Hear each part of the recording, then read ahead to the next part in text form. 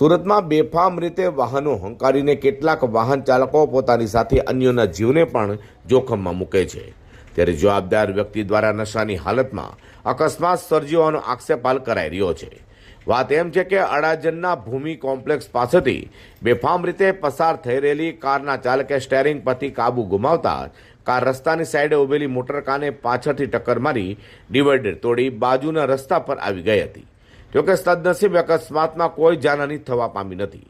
અકસ્માતને લઈને લોકટોળું ભેગું થયું હતું, જેમાં કારમાંથી એસએમસી લખેલું બોર્ડ પણ મળી આવ્યું છે। તો તપાસ કરતા આ મોટર કારમાં 8 ઝોનના આસિસ્ટન્ટ એન્જિનિયર તરીકે ફરજ બજાવનારા નિલાંગ ગાયવાલા હોવાનું સામે આવ્યું હતું। તો સ્થાનિકોએ એવો આક્ષેપ પણ કર્યો હતો કે નિલાંગ ગાયવાલા દારૂના નશામાં હતા અને નશામાં તેઓએ અકસ્માત સર્જ્યો હતો। તો અકસ્માતની ઘટના બનતા જ અધિકારીના પરિવારજનો પણ સ્થળે દોડી ગયા હતા અને કારમાંથી એસએમસી લખેલું બોર્ડ દૂર કરવાની સાથે સાથે નિલાંગ ગાયવાલાને પણ ત્યાંથી ભગાવી ગયા હતા। અકસ્માતની જાણ થતાં પોલીસ કાફલો પણ સ્થળે દોડી ગયો હતો। તો અકસ્માતને લઈને પોલીસે ગુનો નોંધી તપાસ હાથ ધરી છે।